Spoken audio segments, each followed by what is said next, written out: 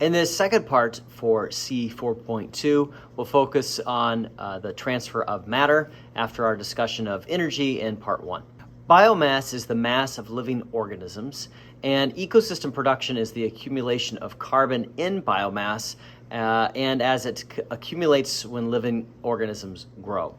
Reproduction increases the number of organisms that we find within an ecosystem or a population, and then therefore contributes to overall production.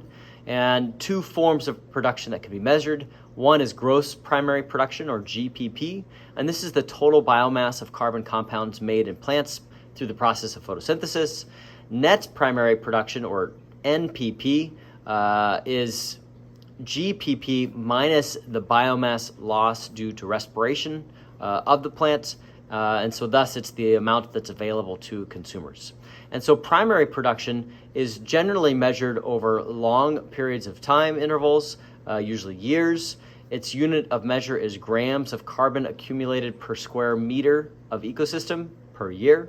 So one more time, that's the grams of carbon accumulated per square meter of the ecosystem per year.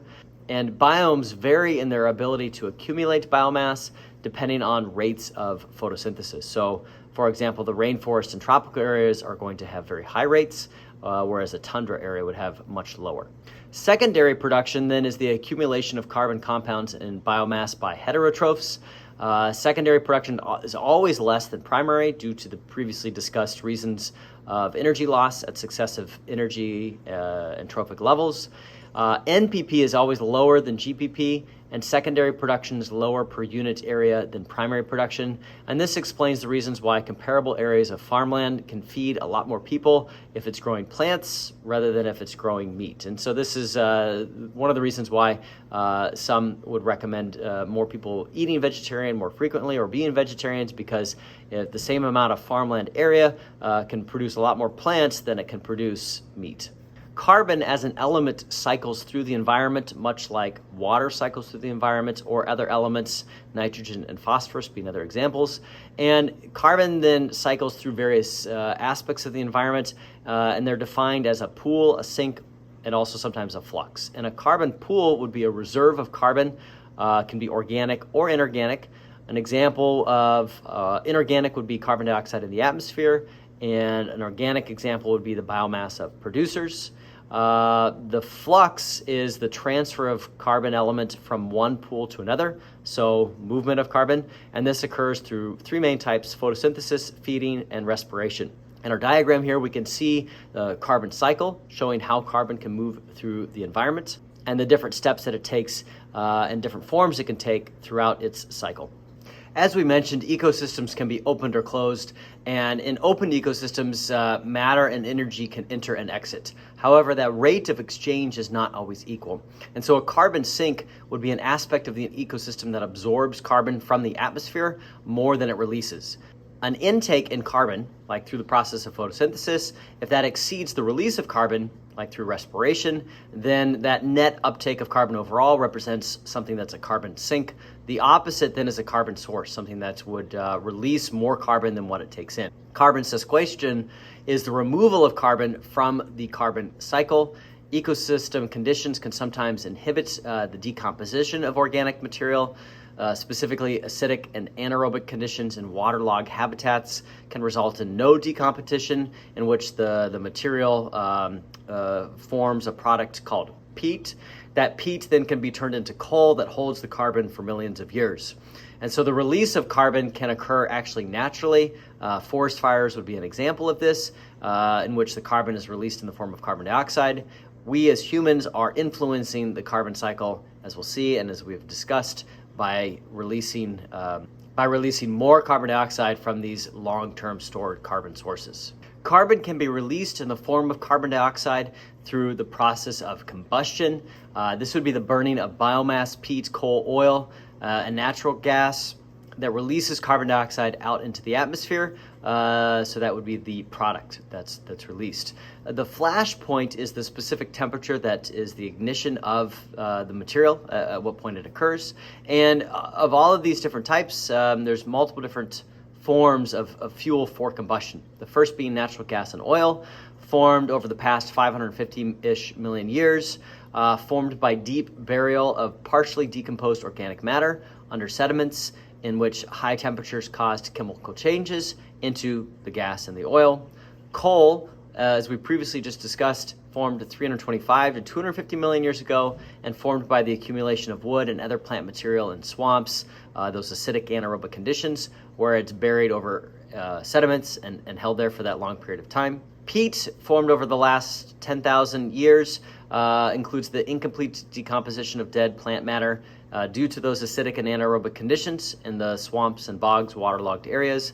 And then biomass, and this would be like wood and trees being developed over the last couple hundred years, thousands of years, developed through photosynthesis, and then either transferred biomass to animals or other organisms by food chains.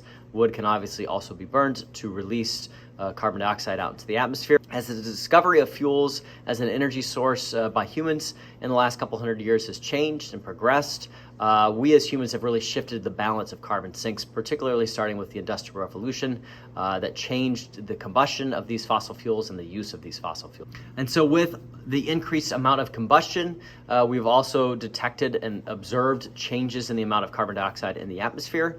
And since 1959, carbon dioxide has been measured at Mauna Loa Observatory in Hawaii, and the plotted data is called or referred to as the Keeling curve, as it was started by an American scientist, Charles Keeling, and it really has two trends that we see.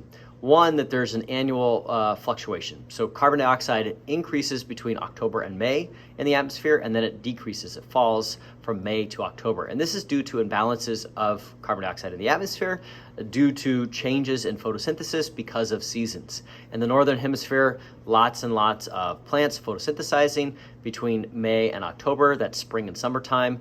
And so the amount of carbon dioxide in the atmosphere decreases.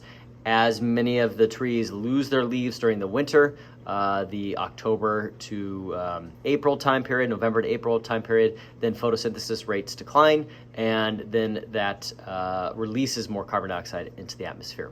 The second main trend is a long-term trend in which we see carbon dioxide increasing slightly from one year to the next, even accounting for the annual fluctuation that we just discussed.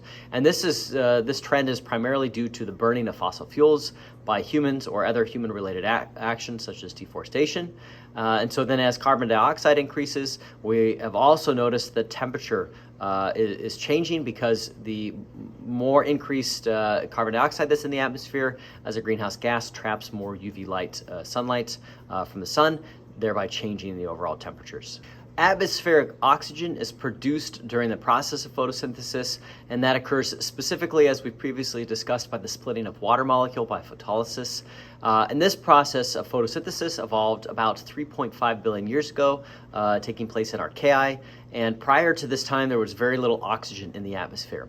The evolution of photosynthesis as a process really increased the amount of oxygen in the atmosphere, and it allowed for the evolution of aerobic respiration. And so without photosynthetic autotrophs, heterotrophs would not have oxygen, nor would they have carbon compounds to be able to consume and to obtain energy. Respiration provided a return of carbon dioxide to the atmosphere, thereby continuing this cycle. So photosynthesis and respiration, as we've seen, are really linked, with the outputs of photosynthesis being inputs for respiration and vice versa.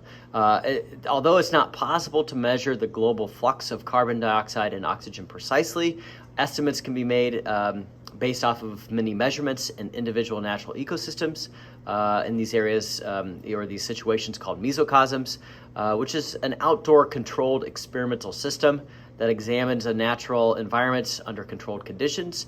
It's much more realistic than a lab-based environment. These fluxes are typically measured in gigatons, which is 10 to the 15th power grams, and terrestrial systems fix about 120 gigatons by photosynthesis per year, and nearly 120 are released by respiration. And so then in the image here, we can also see other aspects of the environment and the flux of carbon and where that different forms of carbon exist within our ecosystem. Carbon and oxygen are not the only elements that organisms need to be able to survive. Those are some of the main ones, but hydrogen is also necessary, as well as carbon and oxygen to be able to make carbs and lipids. Nitrogen and phosphorus are needed as well to be able to make DNA and amino acids. And there's 15 other elements that are necessary in small amounts, but still essential. For example, potassium, calcium, sodium, etc.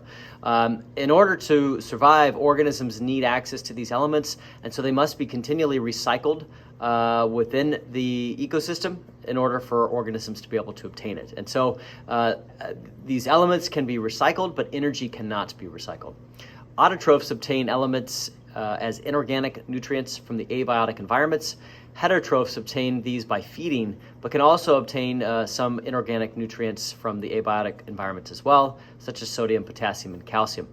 Decomposers are essential in this process because they are what are doing the recycling of the elements by breaking down the carbon compounds that contain some of these chemical elements and recycling them back into the ecosystem for consumption. And so this then concludes our discussion of the transfer of matter for section 4.2.